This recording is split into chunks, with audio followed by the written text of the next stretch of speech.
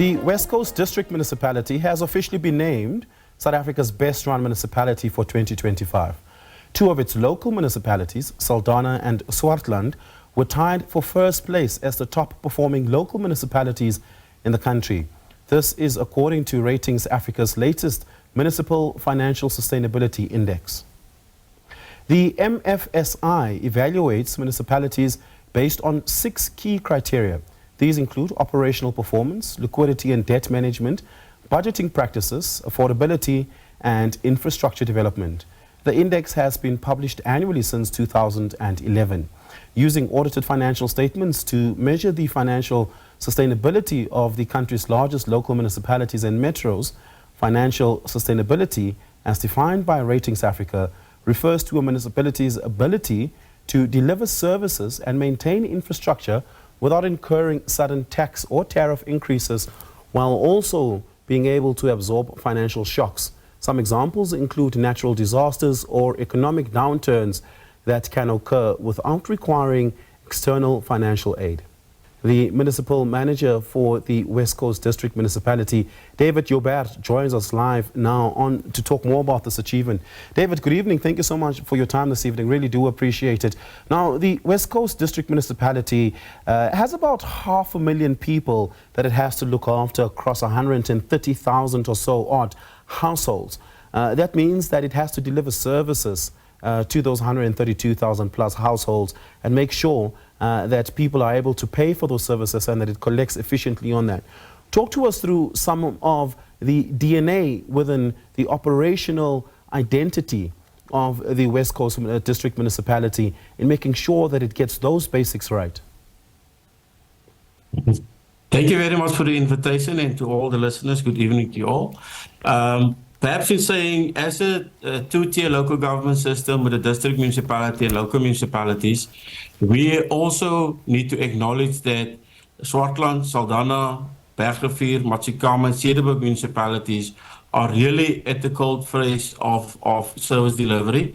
And we as a district municipality is also in support of those interventions, interactions, planning, and contributing to the successes within the respective municipalities. But at the same time also, in terms of fiscal management, legal requirements, we also need to make sure that our governance affairs are in order.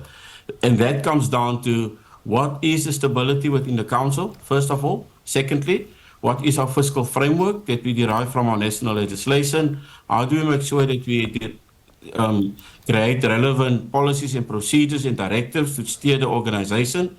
What is the capability and professionalism of our management teams, and as well as making sure that we are able to execute as local government practitioners the legal mandate that has been assigned to us as municipalities. We also need to further acknowledge and appreciate that the achievements is not overnight.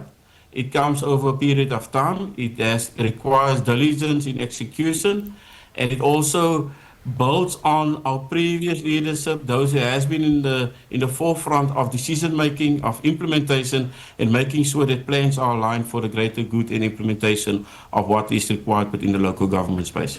Yeah, let's talk. I'm going to ask you some of the questions we typically ask municipalities when they fail, to give us a sense about why it is that they fail and typically where it is that they fail, and perhaps the answers you give us a sense of why some municipalities function well and work. Let's start with the main culprits when it comes to capacity. What is the vacancy rate in the district municipalities and its various local municipalities?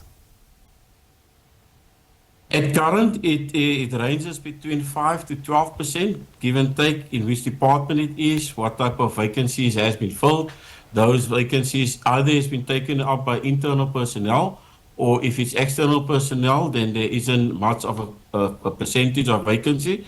But the primary thing that we need to do is, whenever there's a vacancy in critical position, to fill those as soon as possible, to make sure that the officials that do come in are aligned with the objectives of the council and must be able to execute on that mandate. Yeah. And I think from a governance and process point of view, that is very critical within the local government space. Yeah.